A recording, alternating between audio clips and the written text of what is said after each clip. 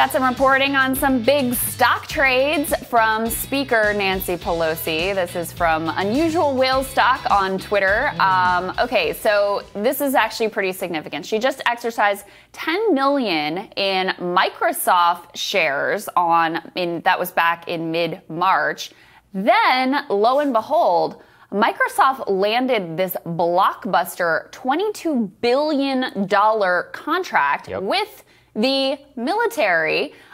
This is related to their augmented reality headsets for their troops over the next decade. She also apparently just bought $1 million in Roblox stock. My son, who's 7, is absolutely obsessed with that game. You can see some other big moves here involving Amazon, Facebook, Tesla, and others. And look, I mean, this is an extremely bad look, at the very least, for the Speaker of the House. And at worst, it's outright corrupt and has the potential and the appearance of potentially using insider knowledge about where the U.S. government is headed. Access to that knowledge, of course, if you're Speaker of the House, you may be able to have special insights into in order to profit massively off of your stock trades. And Nancy Pelosi, already a very wealthy woman.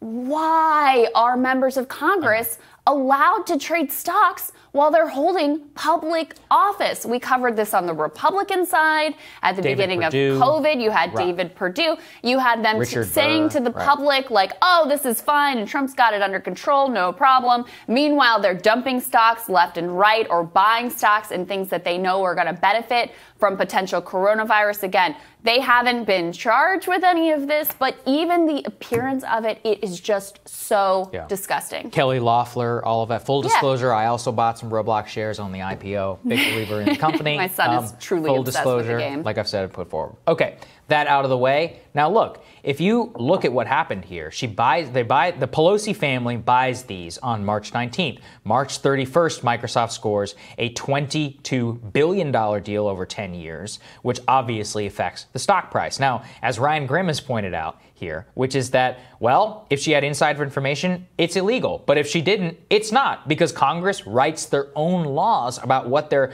required to disclose or not. They only even recently made disclosure a thing. Now look, maybe I'm crazy. I just looked it up. Nancy Pelosi is the 7th richest person in 2020 in Congress. She has a net worth of $114 million, $114.7 million. Is it so much to ask to say that the number 3 person in line for the presidency of the United States should have to liquidate their stock holdings or at the very least, not actively trade stocks while in office? Presidents put their stuff into blind trusts, which isn't enough, but is better than this. This is you're outright playing the market when you possibly could have access to non-public information. Is the FBI going to look into this? No. It's pretty hard to prove. You hear something from this person.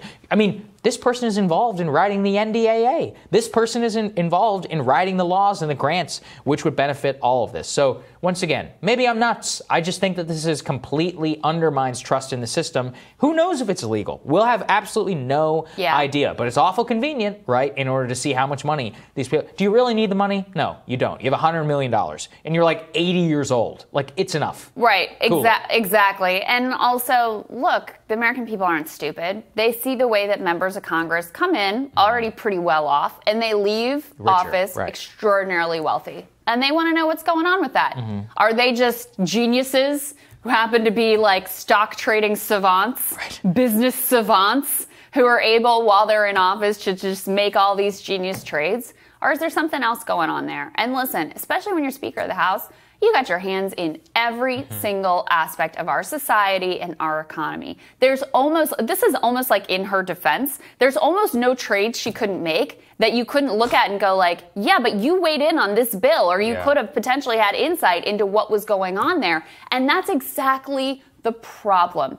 You look at this and it looks dirty, and maybe it's not. Maybe it was complete. Maybe she didn't even make the trade. Maybe she had nothing to do with it. But it looks so incredibly dirty, and it absolutely undermines trust.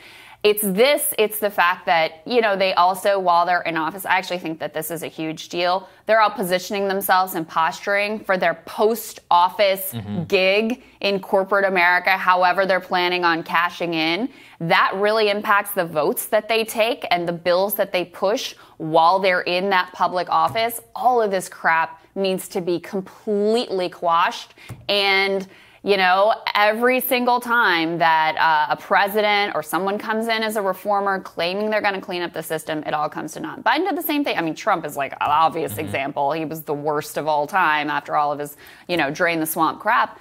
Biden hasn't been much better. He campaigned on restore the soul of America, and we're going to have transparency. Yes. We're going to have sunlight. We're going to end the corruption, all of that.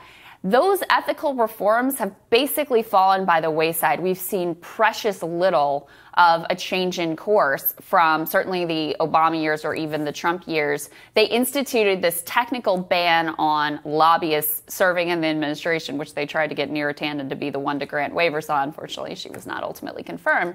But even that has massive loophole for people who they technically aren't lobbyists, but they're really doing all of the same things that you do in the lobbyist industry. So it just seems like, for understandable reasons, all of these ways that our public servants cash in just completely continue to be wide open for them. That's right.